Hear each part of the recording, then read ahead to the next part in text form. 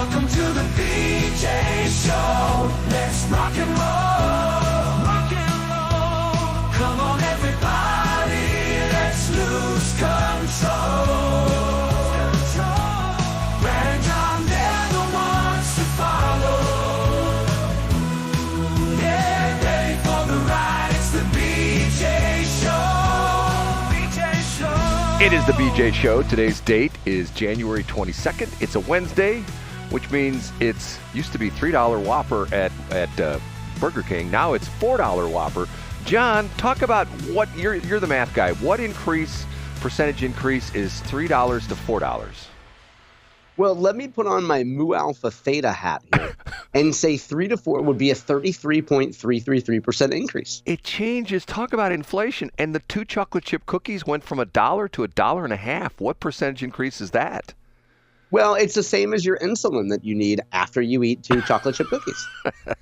That is John Combest, C-O-M-B-E-S-T. I spell his name because you need to enter his name into your computer and put a .com at the end of it, johncombest.com. He puts together this incredible source of information every single day of his life for the past 23 years. Never misses one single day. Not one day, right, John? You've never missed one day?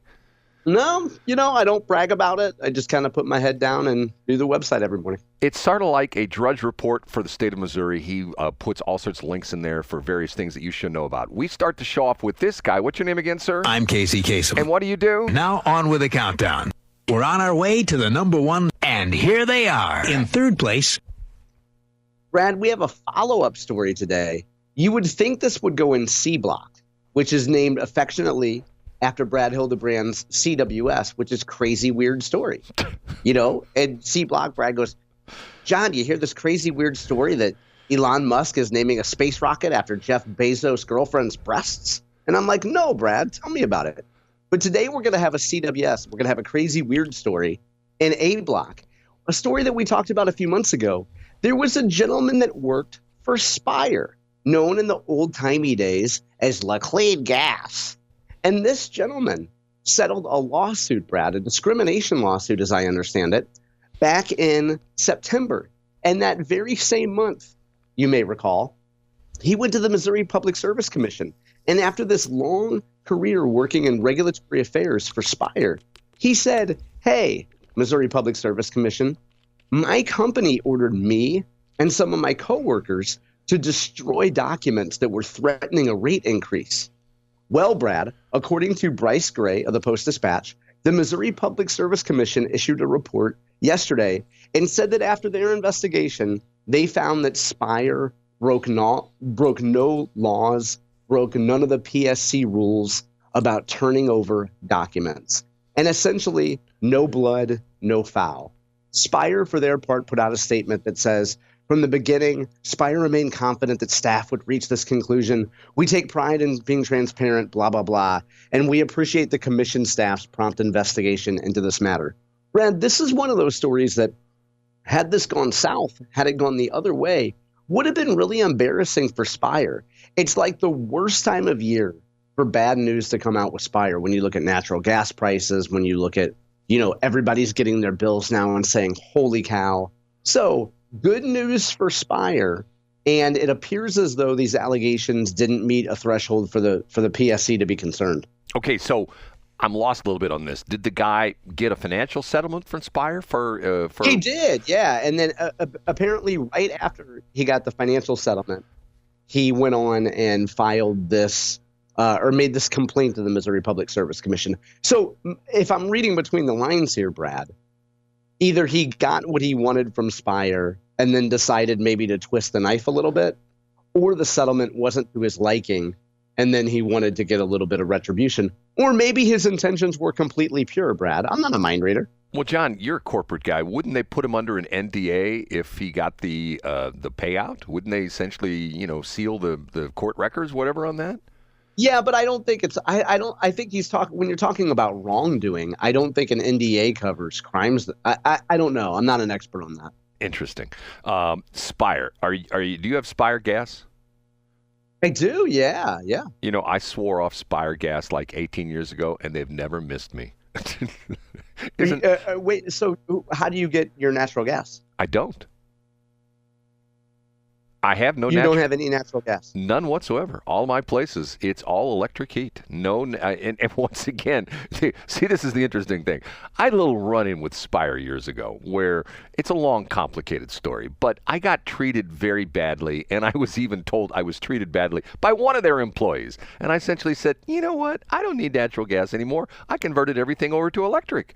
And to this day, that's been like 18 or 19 years ago. To this day, I have no Spire anywhere, any of my transmitter sites, studio sites, home, none of it. And the department's like, okay, up yours. And the crazy thing about it is, when I did this, everybody said, oh my God, your electric bill is going to be so high. You're going to come back to Spire because when you add your electric bill on top of your Spire bill, you're going to see that it was so much cheaper to run natural gas than to run electric heat.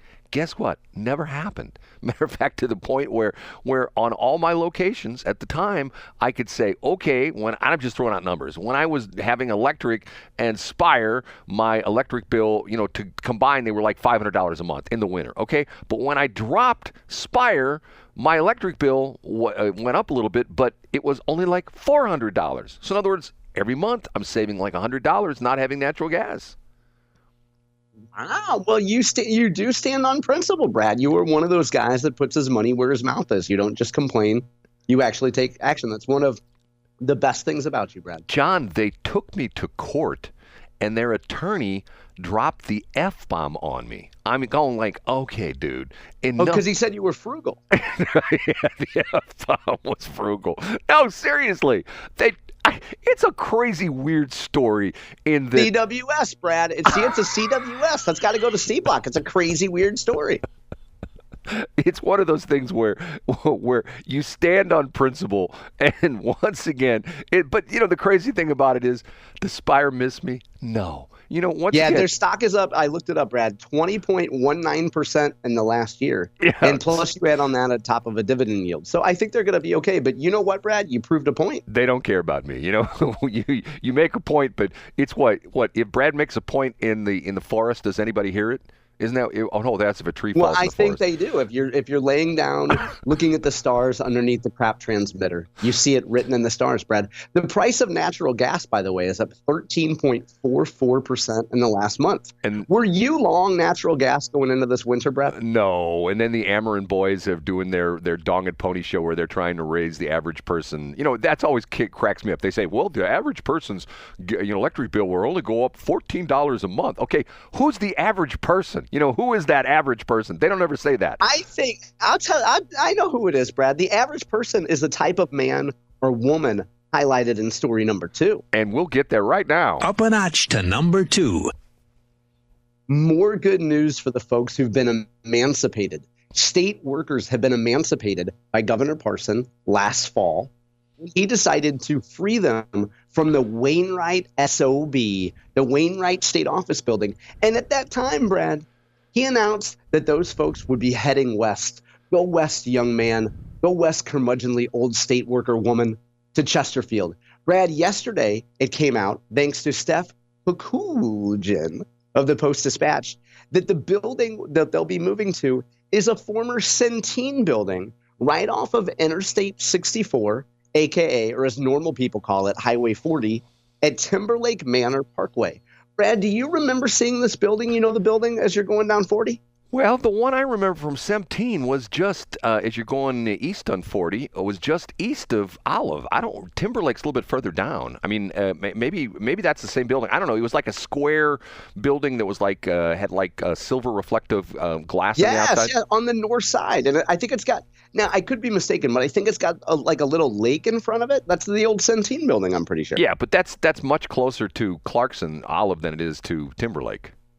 Okay, well, maybe you get off at Timberlake, Brad. I didn't say it's the exit. It's on Timberlake Manor Parkway. Okay, that could be the so, name. Yeah, so I'm pretty sure that that's exactly where it is. It's right next. So those folks will be moving out there, Brad. The state has purchased the building $16.25 million. And so they're going to relocate employees from Wainwright. And then also there was a building on Choteau. And they're moving folks into Chesterfield. So good news for Chesterfield, and probably a little bit, a sigh of relief. Folks knew that they were going to come out to Chesterfield and be in a civilized area now. and now they know exactly where it's going to be. Yeah, right down the street from the Kangaroos building. Yeah, it is, Brad. Yeah. Now, Brad, I have yet to fact check that, but I have begun disseminating that information. I can't talk today among friends in West County, and they had no idea that Kangaroos was right there, which is now, like a dentist office. And I think they do I think there's a lot of box doctors in there too. John, I think it's some kind. Yeah. Like I said, my I call her this morning. Well, let's do that another break. I'll call her this morning, and she'll remember this. My niece, Christy, was probably 7 or 8 or something like that. And I think she's in her 40s now. So do the math on that. Now, Brad, at a certain age, don't you need to, when you reach a certain age, don't you need to text people ahead of time and be like, hey, Christy, I'm not dying, but I am going to call you. Because at a certain point, if you get a call from a relative that's over the age of 60, you're going to be like, oh, my God, somebody's dead. Somebody's in the hospital.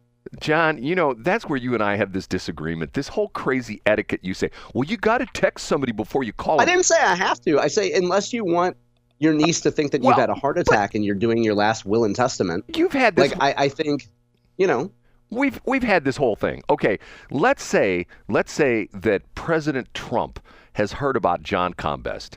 He can go to voicemail. I know where you're going, and he can go to voicemail.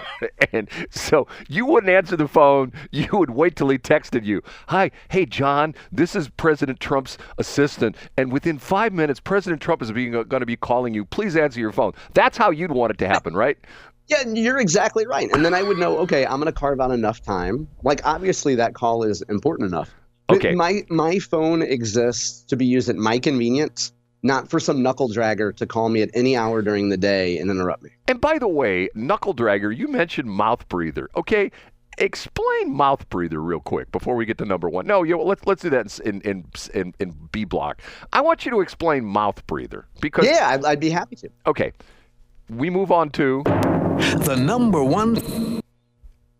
A story that is right up Brad's alley. It combines two of your favorite topics, Brad. That's why we made it number one today. It's a story that's coming from Jefferson City. And I don't mean the state legislature. I mean Jefferson City proper. Now, I don't link the stories about county government or city government because there's too many of them and I'm not going to clog up my website. That's just not what I do. But this one involves a statewide issue, Brad. Believe it or not, Jefferson City, the city of Jefferson City, is going to have to raise prices in 2025 for recreational events, Brad. You know that if you want to get little Jimmy into youth baseball this summer, if you want to have Aunt Edna go play a little pickleball, it's going to cost you more this summer, Brad. And Jeff City just needs you to prepare for that. Brad, putting you on the spot. What's happened in the last few months that might cause Jefferson City to have to raise prices on its people? New governor? It is not a new governor. What else did we vote on in the fall, Brad? Is this the gambling thing? This is a minimum wage increase. Oh, okay. They're saying they're having to pay their parks people more, so therefore it's going to cost more, right? Yeah, exactly. And now these two of your favorite topics, Brad, parks, which are a vital part of any community, despite what Brad Hildebrand says, and also your law of unintended consequences. People go to the ballot box. They vote for minimum wage. Why shouldn't the guy checking me out at Target get a little bit more money for what he's doing? He deserved it. But also, what about the minimum wage increase for governments, Brad? You got to get, when you want little Mackenzie to take gymnastics at the city rec center, it's going to cost you more because the labor costs more, Brad. John, I will totally disagree with you on that, and I'll give you a perfect scenario. Let's take St. Charles County. St. Charles County, all the parks, the Klondike Park, which, is so crowded you never get into. Ask Mr. Lamb about that. Okay, but here's and let's say you lived in St. Charles County, and Mike Elam takes over as county executive, and he's not a big parks guy. I don't know if he is or not, but let's say this is all hypothetical. He's inaugurated in 2027. He's the new St. Charles County the head honcho, the grand poobah, the county executive. Okay, and he comes out and he says, "Hey, we've been doing some research on this, and you know what? We can cut St. Charles County property taxes in half if you allow us to sell off all the parks in St. Charles County to developers to put in subdivisions." let's put that on the ballot. It would win 95% of the vote. People would say, who needs those stupid parks? I want my property taxes cut in half. Do you disagree with me or what? I think you're right. I think if you made that argument, Brad, I think that would be a winner. Because once again, I drive by the Kisker Park there with Shelley Defense. That's right up the street from her house. There's never anybody there. It's the Veterans Memorial Park or something like that. Klondike Park on three separate occasions. I did videos of a beautiful spring day or a early fall day or summer day, whatever it was. I drove through Klondike Park. Last time I drove through, what did I tell you? There were 2 cars in the entire park, wasn't it? 2 or 3 cars. Remember, we did my research. Yeah, I think your census showed 2. So once again, great parks. It's just like, yeah, but nobody uses them. And in the commercial and in the business sector, if let's say Monsanto had and you're back in the day, and they had a building that was like a 10-story building, but there were 3 offices in the building, what would happen to that building, John? Sold immediately, and you would be doing your shareholders a disservice by hanging on to that property. It would be gone, but yet Gone. That's not the way the government works. Man, there's a lot of stuff to talk about. And by the way, is this Trump thing like spinning your head around? Is this guy like, I heard somebody, this is not my original thought.